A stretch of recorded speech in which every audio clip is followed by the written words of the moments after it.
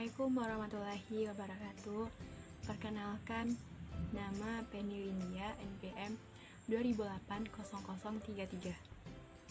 Mata kuliah Dasar-Dasar Filsafat.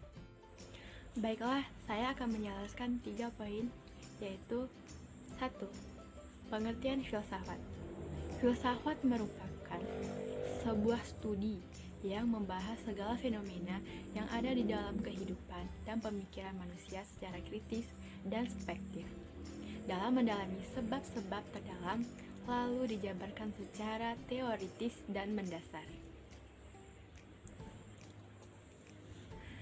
Filsafat dibagi menjadi 2, yaitu secara etimologis dan terminologis. Secara etimologis, istilah filsafat berasal dari bahasa Arab, yaitu falsafah, atau juga bahasa Yunani, yaitu filosofia yang terdiri dari kata philien yang berarti cinta dan sophia yang berarti kebijaksanaan. Jadi bisa diartikan bahwa filsafat berarti cinta akan kebijaksanaan atau love of wisdom dalam arti yang sedalam-dalamnya. Secara terminologi terdapat beberapa pengertian dari filsafat, yaitu 1. Upaya spekulatif atau rasional untuk menjadikan suatu pandangan sistematik dan lengkap tentang realitas secara keseluruhan. Kedua, upaya untuk melukiskan realitas akhir dan dasar secara nyata. 3. Upaya untuk menentukan batas-batas dan jangkauan pengetahuan seperti sumbernya, hakikatnya, keabsahannya, serta nilainya.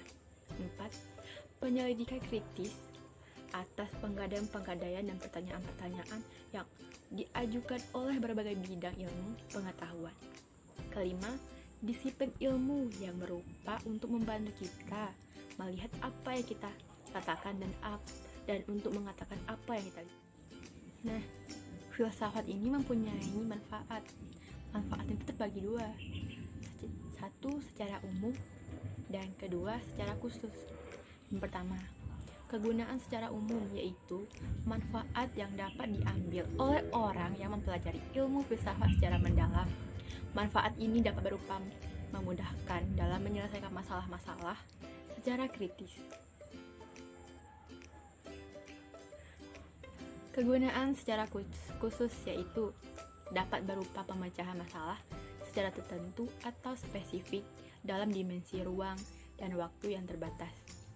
Filsafat memiliki cabang-cabang. 1. Etika, logika, metafisika, dan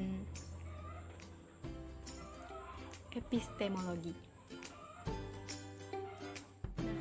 Poin kedua yaitu filsafat menjadi landasan bagi setiap perkembangan keilmuan. Tak heran jika filsafat disejajarkan dengan peran seorang ibu yang di bawah telapak kakinya tersimpan aroma surga. Seorang ibu yang dengan jasa membesarkan anaknya sehingga menjadi dewasa, hakikatnya hingga menguji nilai guna. Lalu, di manakah posisi filsafat jika dikaitkan dengan keilmuan dalam mendidik anak untuk menguasai bahasa dan sastra Indonesia? Filsafat sebagai ibu yang mengandung benih-benih pemikiran keilmuan, mengandaikan bahwa filsafat sebagai ilmu pikiran selalu mengembangkan gagasan-gagasannya baik dalam alam kesadaran kritis atau rasio maupun dalam pengamalan nyata untuk menceritakan permasalahan lingkungan baik yang menyenangkan maupun yang mencerdaskan. Pikiran-pikiran tersebut tidak dibiarkan berkelana tanpa arah, tapi memelihara dan memindahnya di dalam kandungannya menjadi benih-benih pemikiran keilmuan.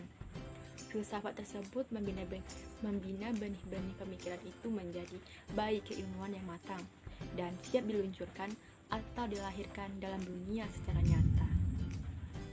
Sebagai ibu yang melahirkan bayi-bayi ilmu, filsafat membinasi sendiri proses kelahiran bayi ilmu dari kandungannya, sehingga membentuk cabang-cabang dari ranting keilmuan yang baru yang bersifat khusus. Sebagai ibu yang menyusui ilmu, filsafat memberi gizi pemikiran dalam berbagai proses, dikursuskan dalam berbagai proses melakukan kritik, koreksi, dan penyempurnaan yang membangun dan menumbuhkan taraf kematangan secara ilmu cabang ranting-ranting. Melalui itu, ilmu dan kegiatan keilmuan dapat bertumbuh dan berkembang secara sehat, sehingga terhindar dari bahaya sesaat keliru pikir dan salah pikir. Posisi filsafat jika dikaitkan dengan keilmuan dalam mendidik anak untuk menguasai bahasa Indonesia adalah melalui pengetahuan yang merupakan produk kegiatan berpikir obor, pencerahan, peradaban di mana manusia menentukan dirinya dan menghayati hidup dan lebih sempurna.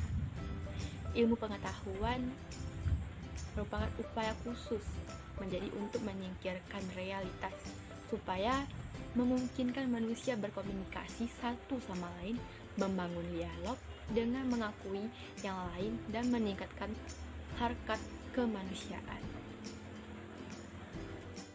Nah, poin ketiga, biasa dengan pengetahuan ilmiah. Dalam common sense, informasi tentang suatu fakta disertai penjelasan tentang mengapa dan bagaimana. Common sense tidak melakukan pengujian kritis hubungan sebab akibat antara fakta dan yang satu dengan fakta lain. Sedangkan dalam sense di samping diperlukan uraian yang sistematik, juga dikontrol dengan sejumlah fakta sehingga dapat dilakukan pengorganisasian dan pengklasifikasian berdasarkan prinsip-prinsip dan dalil-dalil yang berlaku. Pengetahuan ilmiah menekankan pada ciri sistematik. Pengetahuan ilmiah didasarkan pada pengetahuan yang ada sebelumnya dan terkait satu sama lain.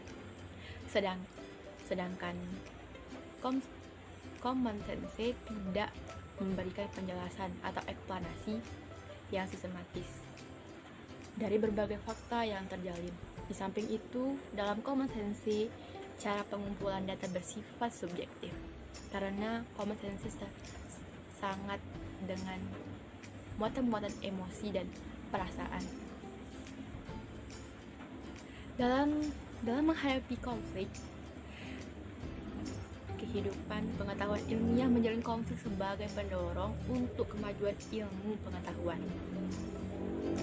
Kebenaran yang diakui oleh common sense bersifat tetap, sedangkan kebenaran dalam pengetahuan ilmiah selalu diusik oleh pengujian kritis.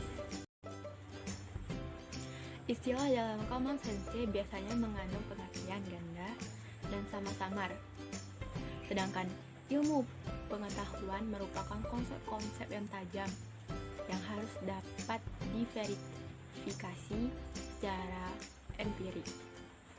Pengetahuan ilmiah didasarkan pada metode ilmiah dalam ilmu pengetahuan alam atau sains.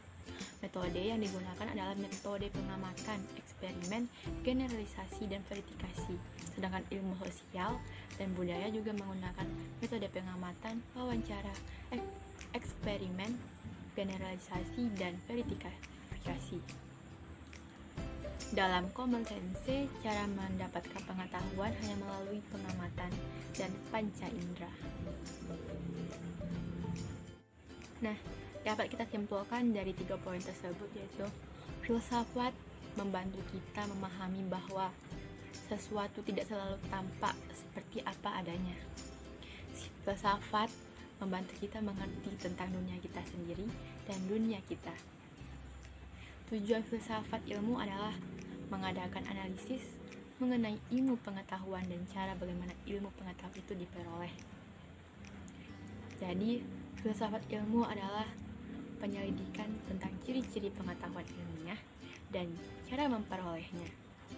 Pokok perhatian filsafat ilmu adalah proses penyelidikan ilmu itu sendiri atau memahami persoalan ilmiah dengan melihat ciri dan cara kerja setiap ilmu atau penelitian ilmiah dengan cermat dan kritis.